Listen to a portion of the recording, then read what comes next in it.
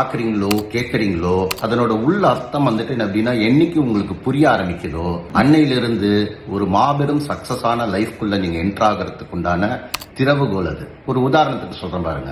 நான் வந்துட்டு என்ன அப்படின்னா ரஜினிகாந்த் ஒரு படத்துல அவர் என்ன வசனம் சொல்லுவார் அப்படின்னா, இறைவன் தடுப்பதை யாராலும் நமக்கு கொடுக்க முடியாது, இறைவன் கொடுப்பதை யாராலும் தடுக்க முடியாது. இது எனக்கு வந்துட்டு ஒரு பஞ்ச் டைலாக் மாதிரி இருந்தது. எனக்கு அது வந்துட்டு ரொம்ப ரொம்ப பிடிச்சிருந்தது. அடிக்கடி நான் நினைச்சுக்குவேன். நான் ஒரு தடவை ஒரு மாஸ்க் வழியா போகும்போது அதுல வந்துட்டு இதே வந்துட்டு என்ன அப்படின்னா எழுதி இருக்கு. கீழே இதை சொன்னது யார் அப்படின்னா நபிகள் நாயகம். நான் அதை வந்துட்டு என்ன அப்படின்னா பார்த்துட்டு கிராஸ் ஆகிறேன். நான் அதுக்கு அடுத்தது வந்துட்டு என்ன அப்படின்னா நான் ஒரு தடவை கார் டிரைவ் பண்ணிட்டு போகும்போது ஒரு ஆட்டோக்கு பின்னாடி இந்த சென்டென்ஸ் வந்துட்டு என்ன அப்படின்னா, அப்ப நான் அதை வந்துட்டு என்ன அப்படின்னா திரும்ப திரும்ப நான் நினைச்சு பாக்குறேன். நான் அதை ஆழ்ந்து பாக்குறேன்.